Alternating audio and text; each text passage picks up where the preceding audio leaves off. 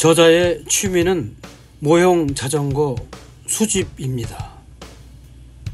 세이노의 가르침 책 표지에는 흰색 바탕에 자전거 사진 하나 덜렁 찍혀 있습니다. 그러나 책은 두껍습니다.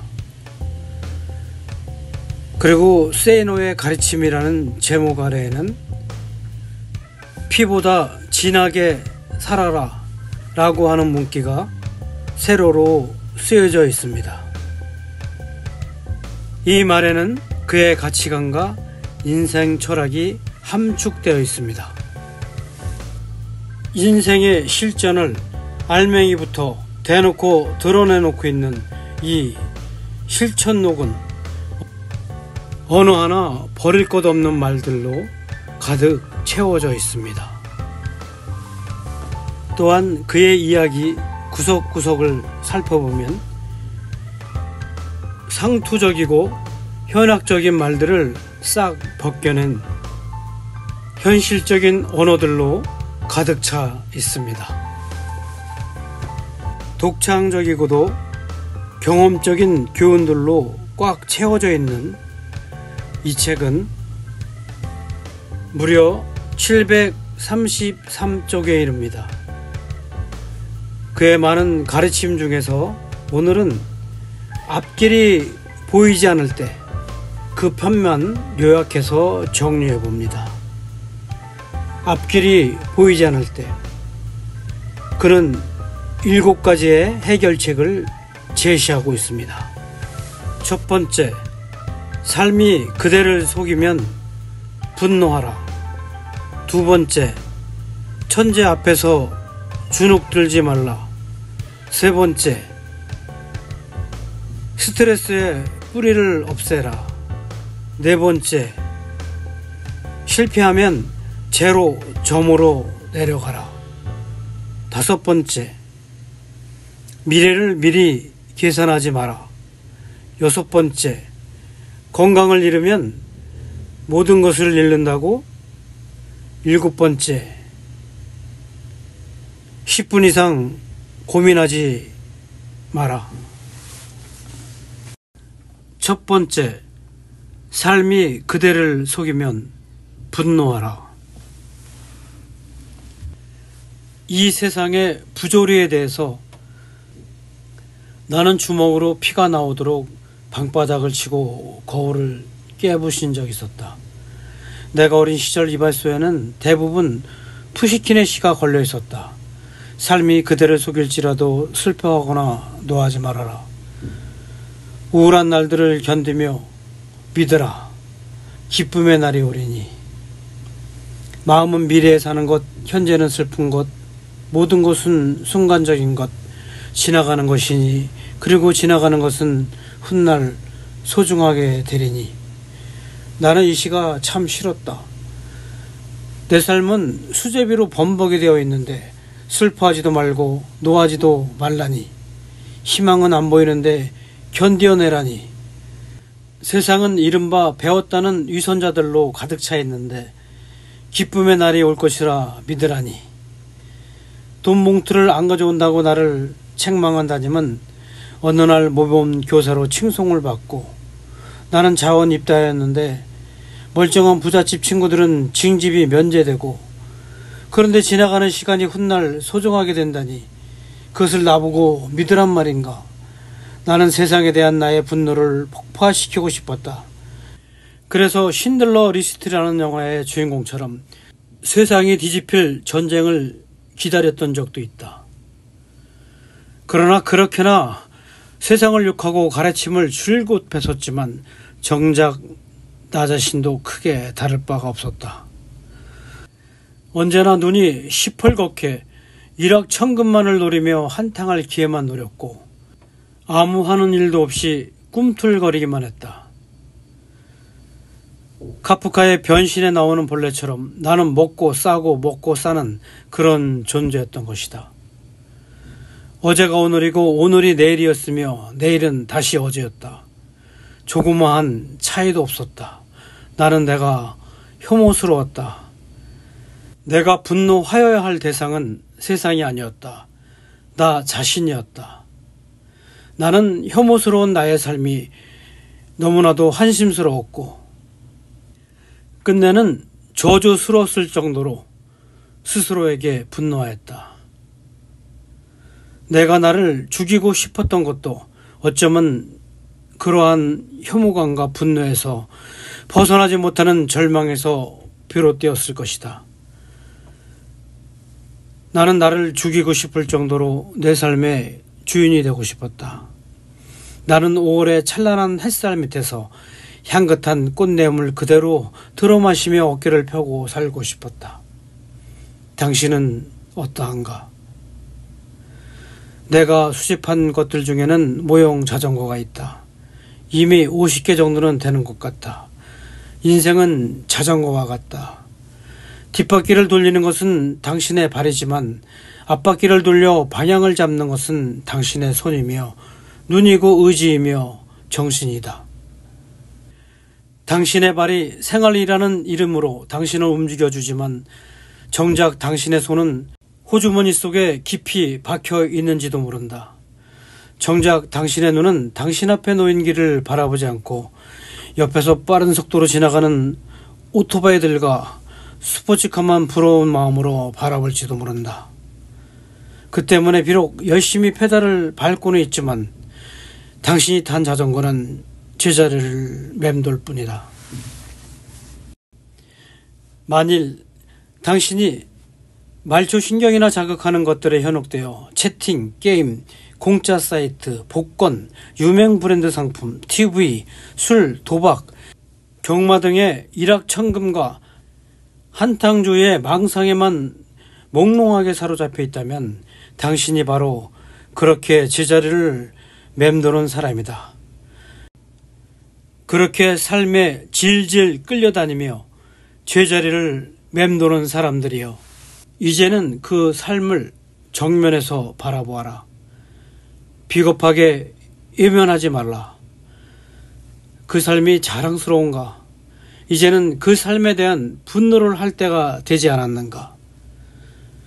파충류와 포유류의 차이 중 하나는 파충류는 본질적으로 화를 내거나 기쁨을 내는 능력이 없다는 것이다.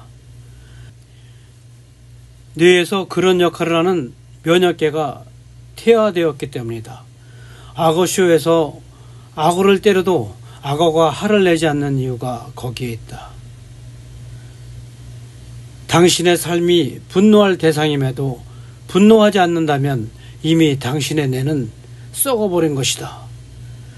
차라리 강물에 빠져 죽어버려라. 하지만 이제라도 삶이 당신을 속인다고 생각된다면 그 삶을 던져버려라. 내동댕이 쳐라. 삶은 한 번뿐이다. 삶에 비굴하게 질질 끌려다니지 마라.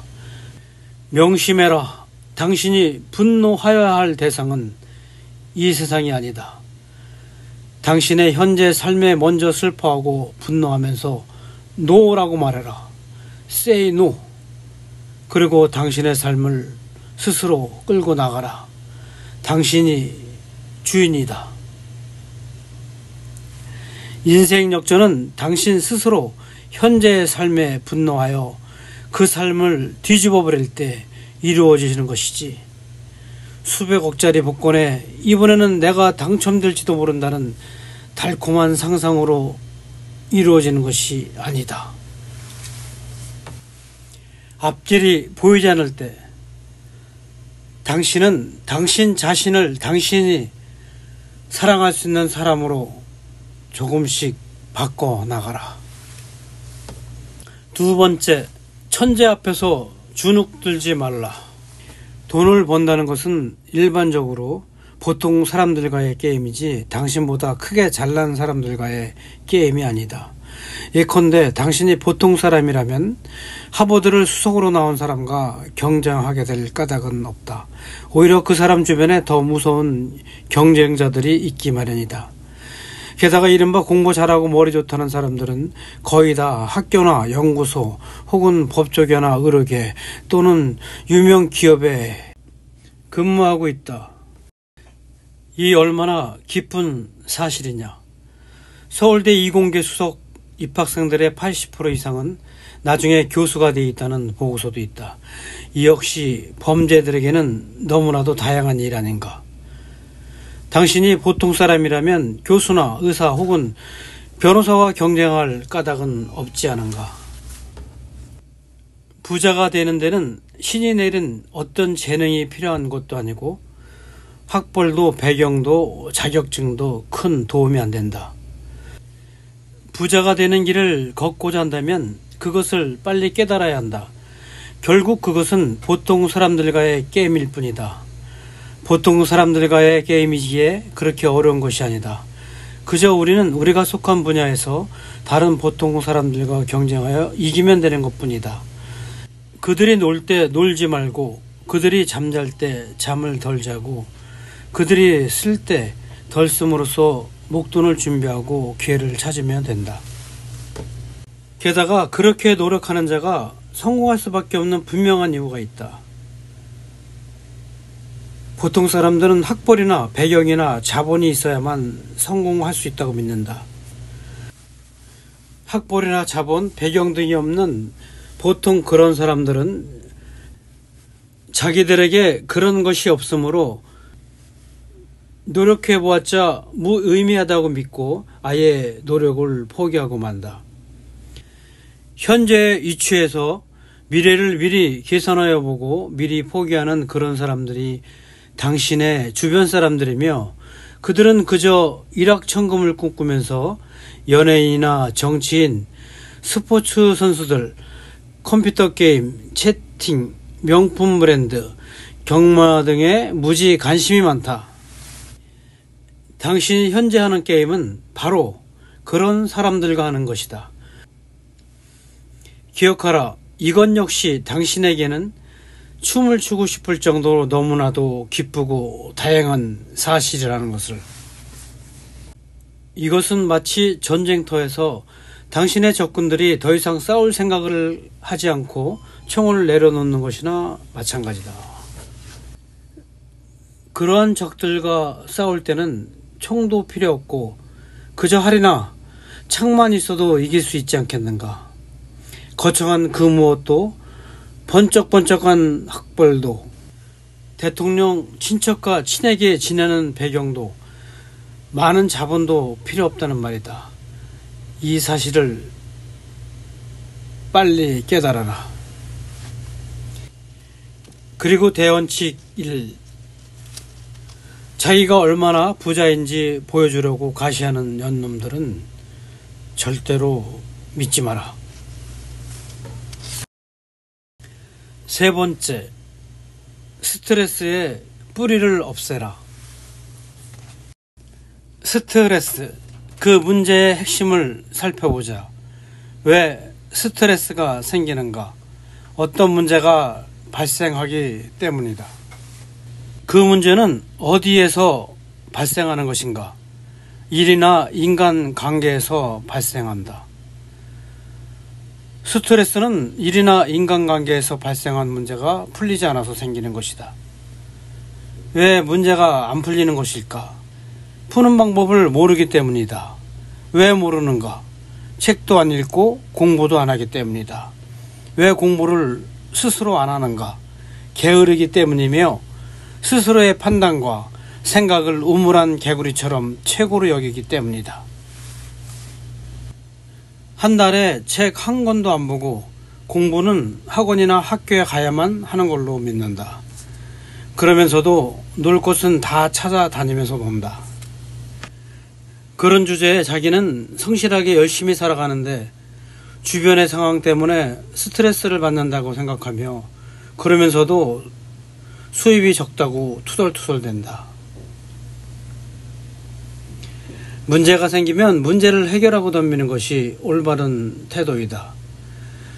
문제는 그대로 남겨둔 채로 그 문제로 인해서 생기는 스트레스만을 풀어버리려고 한다면 원인은 여전히 남아있는 셈 아닌가. 휴식을 충분히 갖고 쉬라고, 웃으라고, 한 달을 바닷가 해변에서 뒹굴어 보아라. 백날을 하하 호호 웃어보아라. 문제가 해결되는가. 웃기는 소리들 그만해라. 장담하건대 이 모든 원인은 일이나 인간관계에서 발생한 문제를 어떻게 해결해야 하는지 아무것도 모르는 당신의 무지 그 자체로부터 생긴다. 즉 위부적 상황 때문에 스트레스가 생기는 것이 아니라 그 외부 상황을 어떻게 해야 헤쳐나가는지를 모르고 있는 당신의 두뇌 속 무지 때문에 생긴다는 말이다. 그리고 그 무지함의 뿌리는 바로 게으름이다. 스트레스를 해소한답시고 빈 맥주병을 쌓아가지 말고 문제를 정면으로 돌파하라. 절대로 회피하지 말아라. 책을 읽고 방법론을 찾아내라. 그게 바로 스트레스를 없애는 제초제이다. 친구들과 상의하는 짓도 그만두어라. 당신이나 친구들이나 스트레스를 받기는 마찬가지이며 그저 당신 마음 깊은 곳에 있는 답답함에 대한 약간의 위로를 받을 수는 있겠지만 어차피 도토리 키재기 아닌가. 여기서 어떤 사람은 이렇게 말할지도 모른다. 당신은 자기 일을 하고 자기 시간을 자기 뜻대로 사용하면서 스스로를 통제할 수 있으니까 스트레스를 해결할 수 있겠지만 자기 일을 하지 않는 사람들은 그렇게 할 수 없지 않느냐.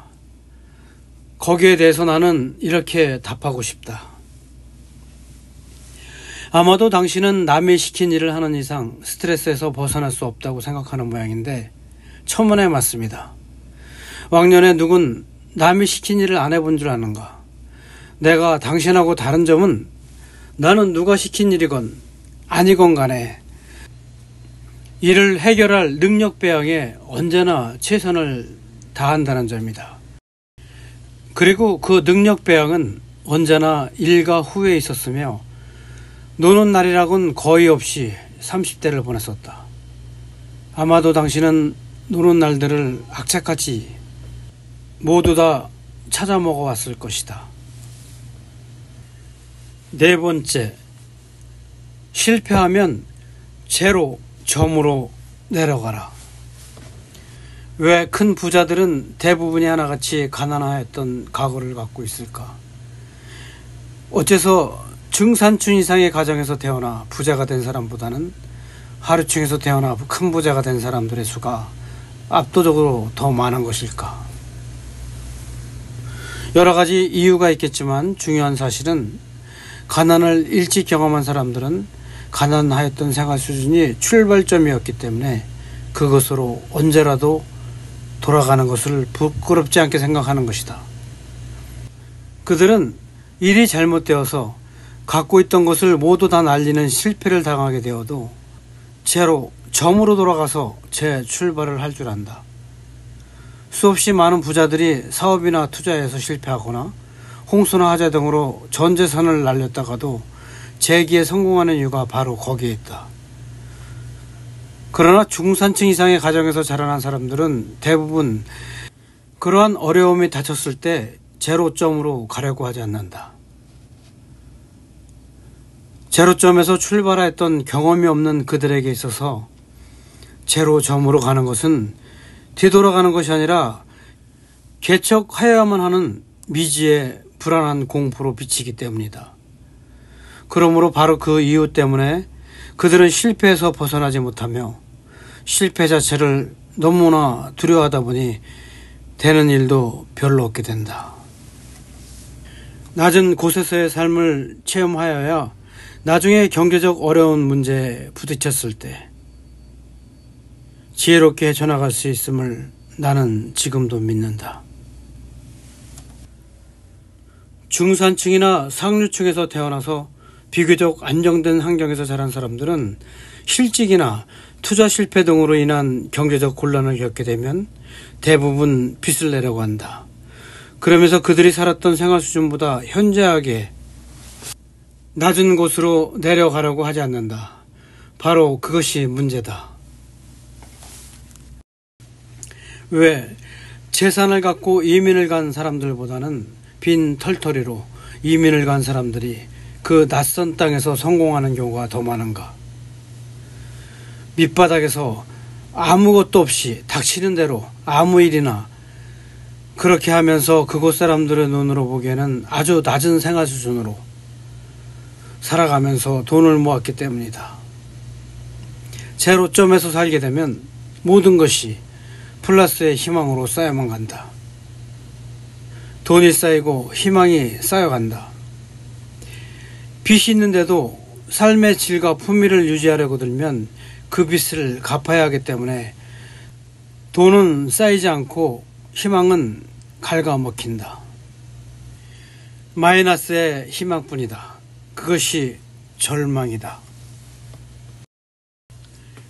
경제적으로 실패하였다면 저 아래 낮은 곳으로 내려가라. 체면 때문에 그렇게 하지 못한다고 그 체면에 흠집을 내라. 출발점을 저 낮은 곳에서 다시 그어라. 당신이 놓치려고 하지 않는 생활 수준이라는 것을 지워버리고 새로운 출발점에서 아무것도 없는 무에서 근근히 살아가면서 돈을 모아라. 그러면 돈이 쌓이게 된다. 이것이 실패로부터 탈출하는 비결이라. 5번째, 미래를 미리 계산하지 마라. 사람들은 하면 된다라고 말하였지만 나는 도무지 할 것이 없었다. 뭘 하면 된다는 것인지 도대체 알 수가 없었다. 군을 제대한 후 기술이 있는 것도 아니고 대학생도 아니었다. 홀로 세상에 던져진 가난한 청년에게 하면 된다라는 말은 정말 사기나 다름없었다. 아침 햇살을 가슴 벅차게 안고 싶었지만 아무것도 가진 것 없는 나에게 기다리고 있는 것이라고는 지긋지긋한 가난이었다. 라면 살 돈도 없어서 라면 스프만을 얻어다가 양은 냄비에 물을 붓고 연탄불 위에 끓인 뒤에 거기에다가 식어 빠진 밥을 김치도 없이 계속 먹어보아라. 무슨 희망이 있다고 살맛이 나겠는가. 그 시절에 나에게 하면 되는 것이라고는 뜬구름 잡는 책들을 책방에서 선체로 다리 아프도록 읽는 것과 마스터베이션 뿐이었다. 그나마 마스터베이션이라도 되었으니 다행이었는지는 모르겠지만 결국에는 절망감, 고독감, 외로움, 열등감, 상황 도피, 삶의 기준 상실, 그 모든 것들이 복합적으로 작용하여 자살을 생각하였고 그것이 거듭거듭 실패하자 이 족같은 세상에서 이왕 살아야 한다면 내 발목에서 쏟아진 피보다 더 진하게 살아보자고 결심하였다. 그리고 5년 중에 피보다 진하게 살자가 나의 좌우명 비슷하게 자리 잡았다. 살다 보면 해도 아무것도 안 될 것 같이 보일 때가 있다. 어떤 대안도 보이지 않아서 모든 것을 포기하고 싶은 절망적인 때가 있는 것이다. 현실에 대한 실망, 좌절이 절망 속에서 계속 쌓이면 자살의 유혹을 느끼기도 한다. 그러한 경우 자살은 함부로 저지르는 무의미한 행동이 아니라 오히려 개인이 처한 고통이나 위기상황, 상실감동으로부터 탈출구로 잘못 여겨지기도 한다. 나도 그렇게 오해했었으니까. 그러나 로버트 슐러는 절벽에서 떨어지는 상황일지라도 아무것도 할 수 없는 것은 결코 아니라고 한다. 떨어지고 있으므로 하늘을 향해 날아볼 수는 있지 않느냐는 것이다. 나 역시 그렇게 떨어지던 중 비쩍 마른 두 팔로 온 힘을 향해서 세상 속으로 날갯짓을 시작하였을 뿐이다. 추락하는 것에는 날개가 있다는 말을 그래서 나는 좋아한다. 절망을 겪어보지 않은 사람은 그런 날갯짓을 할 줄 모른다. 다행스럽게도 절망의 골짜기에는 밑바닥이 없다. 아무리 깊이 떨어져도 우리를 산산조각으로 부서뜨릴 절망이라는 것은 이 세상에는 없다는 말이다. 우리를 파괴시키는 것은 우리 자신뿐이다. 부자가 되려면 미래의 방정식에 지금의 처지를 대입하면 절대 안 된다. 절대 그런 짓을 하지 말아라. 트레인 스포팅 게임처럼 우리에게 달려오는 삶의 번호는 아무도 모르기 때문이다. 그렇게나 절망적이었던 내가 부자로 살 것이라고는 누구도 생각하지 못한 일이었다. 흔히 이야기하듯 사람 팔자 시간 문제다.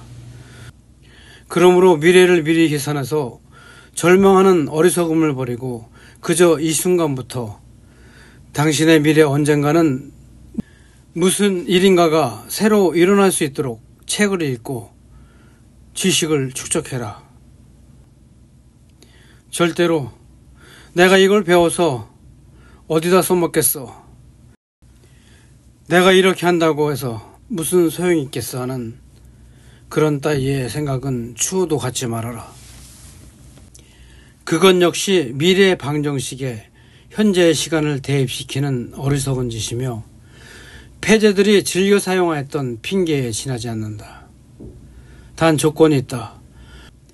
뭘 배우든지 간에 뭘 하든지 간에 미친 듯이 피를 토하는 마음으로 제대로 하여라.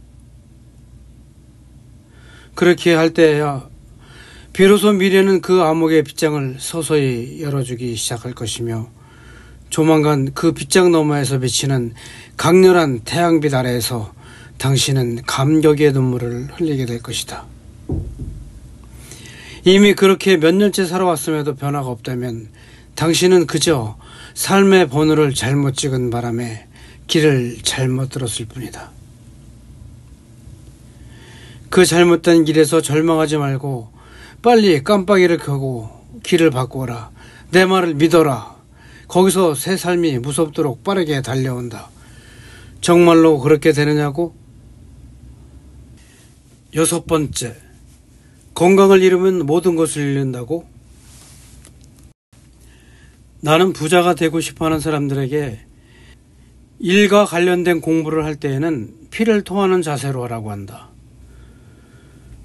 특히 30대 중반 이전에는 적어도 2, 3년 동안 그렇게 살아야 한다고 말한다. 내가 이렇게 말을 하면 사람들이 꼭 하는 말이 있다. 그러다가 건강을 잃으면 모든 것을 잃는다고 말이다. 자기도 그렇게 해보았는데 위장병만 생기는 바람에 아직도 고생한다는 말도 하고, 돈을 잃으면 조금 잃는 것이요, 명예를 잃으면 많이 잃는 것이다. 그러나 건강을 잃으면 전부를 잃는 것이다 라고 강조하면서 역시 건강이 최고다라고 말한다. 정말 그렇게도 건강이 걱정되면 그렇게 튼튼하게 살아라. 자살하는 사람들 중 99%는 건강한 몸을 갖고 있으면서도 스스로 목숨을 끊는다. 그러니 개소리 말고 밥이나 철저하게 제때 찾아 먹어라. 차가운 샌드위치라도 제때 먹기만 하면 죽지는 않는다. 육체에는 한계가 분명히 있다. 그 때문에 적절한 휴식이 필요하다. 하지만 두뇌 활동에는 그런 한계가 없다고 나는 믿는다.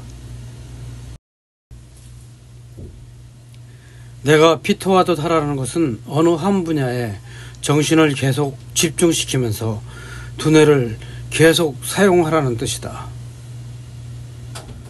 물론 건강을 해치면서까지 그렇게 해야 한다는 뜻은 아니다. 그러나 엄살을 부리지 말아라. 7번째, 10분 이상 고민하지 마라. 어니 제이 젤렌스키의 느리게 사는 즐거움에서 이런 말이 나온다. 우리가 아는 걱정거리의 40%는 절대 일어나지 않는 사건들에 대한 것이고, 30%는 이미 일어난 사건들, 22%는 사소한 사건들, 4%는 우리가 바꿀 수 없는 사건들에 대한 것이다. 나머지 4%만이 우리가 대처할 수 있는 진짜 사건이다. 즉 96%의 걱정거리가 쓸데없는 것이다. 나는 고민거리를 오직 두 가지로 나눈다. 내가 걱정해서 해결할 수 있는 고민과 해결할 수 없는 고민이다. 내일 비가 오면 어떻게 하나? 우산을 준비하면 된다. 비를 멈추는 일은 당신 능력의 한계를 벗어난다. 그것은 신의 영역이다. 신의 영역에 속하는 문제는 신에게 맡겨라. 그리고 오직 당신이 걱정에 풀 수 있는 문제들만 고민하고 해결책을 찾아라. 나는 낙관론자도 아니고 비관론자도 아니다. 그저 고민의 핵심을 정확히 스스로 파악해서 문제를 해결하는 데만 노력하는 쪽이다. 당신에게 어떤 고민이 있다고 치자. 머리를 싸매고 며칠 동안 누워있으면서 걱정을 하면 문제가 해결되는가? 조용한 바닷가에 가서 며칠을 쉬면 방법이 생각나는가? 전혀 그렇지 않다. 어떤 문제에 대해 우리가 생각할 수 있는 시간은 10분도 안 된다. 무슨 걱정거리가 있던 간에 그것을 종이에 적어보라. 틀림없이 서너 줄에 지나지 않는다. 그 몇 줄 안 되는 문제에 대해서 10분 안에 해답이 나오지 않으면 그것은 당신으로서는 해결할 수 있는 고민이 아니다. 그런데도 당신은 그 10분을 질질 고무줄처럼 늘려가면서 하루를 허비하고 한 달을 죽이며 1년을 망쳐버린다. 머리가 복잡하다고 하면서 말이다. 하지만 사실은 해결 방안도 알고 있으면서 행동에 옮기는 것을 두려워하는 경우가 대부분이다. 실직을 당한 친구가 있었다. 살아갈 길이 막막하고 몇 개월을 고민하고 술에 취해 있는 모습을 보았다. 고민의 핵심은 간단하다. 취직이 안 된다는 것이다. 왜 안 될까? 경기가 어려워서 천문에 맞습니다. 핑계를 위부에서 찾지 말아라. 채용될 만한 사람이 아니기 때문이다. 그렇다면 해결책이 나온다. 채용될 만한 사람으로 탈바꿈해야 한다. 앤드류 매튜스는 마음 가는 대로 해라 해서 이렇게 말한다. 새벽에 일어나서 운동을 하고 공부를 하고 사람들을 사귀면서 최대한으로 노력하고 있는데도 인생에서 좋은 일은 전혀 일어나지 않는다고 말하는 사람을 나는 여태껏 본 적이 없다. 사실 나는 올빼미 체질이어서 늦게 자기 때문에 새벽에 일어나지는 않지만 그의 말을 믿는다. 고민이 많다고 해서 한숨 쉬지 마라. 고민은 당신의 영혼을 갉아먹는다. 문제의 핵심을 정확히 파악하고 해결책을 찾아 그대로 실행해라. 해결책이 보이지 않으면 무시해라. 고민을 하나 안 하나 결과는 똑같이 하는가? 그러므로 고민은 10분만 하라. 고민과 문제를 혼동하지 말아라. 고민은 마음속으로 괴로워하고 애를 태운다는 뜻이고 문제는 해답 또는 해결이 요구되는 상황을 의미한다. 고민이 어떤 문제에서 비롯된 것이라면 고민은 중지하고 문제를 해결하는 쪽으로 방향을 바꾸어야만 한다. 이상입니다. 다음에는 내 학력이 초라하게 느껴질 때 Say No의 9가지 해결책을 가지고 만나 뵙겠습니다. 감사합니다.